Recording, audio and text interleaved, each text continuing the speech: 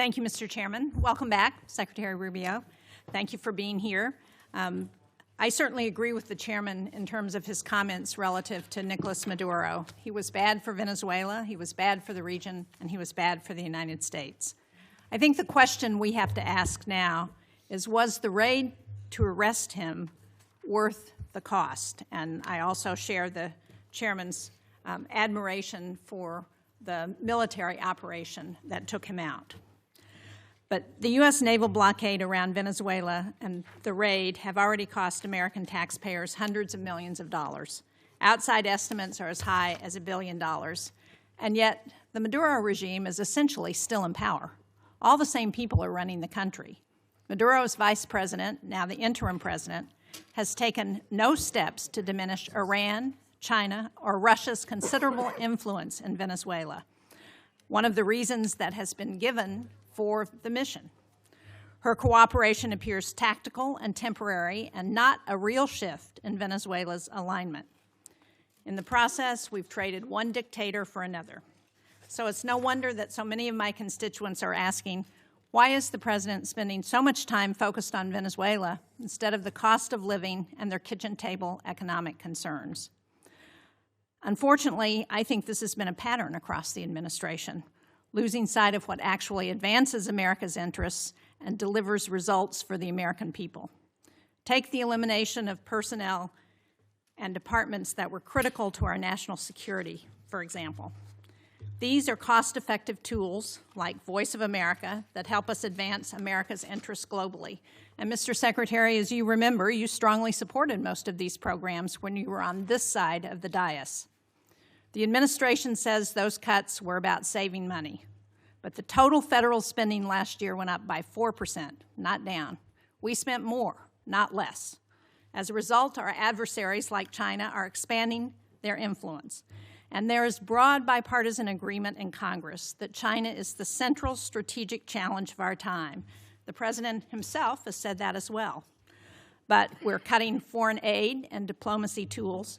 We're leaving embassies without leadership. We're shutting down counter-disinformation programs. We are driving talent away from the United States while Beijing is actively recruiting it. And I would just like to point out, this is a picture of the globe. These are countries where China has ambassadors in those countries. All of the red, those are China. And places where their diplomats are on the ground, except, of course, for China, which is in blue, and they don't need to put diplomats there. This map, this is where we have diplomats. You can see the red is where we're filled, and look at all of the white, where we do not have ambassadors on the ground. We're even giving China some of our most advanced semiconductors. And after a year of tariffs that were supposed to make us stronger, China has posted the largest trade surplus in history. And American families are paying more at a time when the prices were already too high. Since the start of the tariff campaign in 2025, U.S. manufacturing employment has fallen by anywhere from 50 to 70,000 jobs, depending on whose estimates you look at. That's a trend that undercuts promises that tariffs would bring factory jobs roaring back. And instead of creating a united front against China, we're pushing our closest allies into their arms. Just look at Canada, whose business with the state of New Hampshire has been really critical. They recently cut a trade deal with China because they no longer view the United States as a reliable partner. Pushing allies away like that is not strategic competition. It is unilateral disarmament. We see the same gap between rhetoric and reality in how this administration deals with other authoritarian regimes. At a time when Iran is violently cracking down on protests, the U.S. is coming to agreements to deport Iranians in this country back to Iran, people who will face persecution and interrogation by Iranian security forces. And yet President Trump told the Iranian people that help was on the way. But the United States has largely stood on the sidelines as the situation has deteriorated. Americans are right in thinking that the Trump administration is tougher on our allies than on most of our adversaries. I just returned from Denmark. where I met with Danish and Greenlandic leaders. Senator Coons was also on that trip. He led it. What I heard directly is that President Trump's threats to take Greenland have shaken public confidence in the United States to the core. And this from an ally who first recognized the new United States of America in 1792, has fought on our side in both world wars and in Afghanistan. And I heard from one Danish-American woman whose son holds both citizenships and is approaching conscription age, that she's worried that her son might one day be forced to choose between the two countries that he loves. That kind of fear would have been unthinkable 2 years ago, or 10 years ago, or 50 years ago. There is no strategic objective in Greenland that cannot be achieved through cooperation.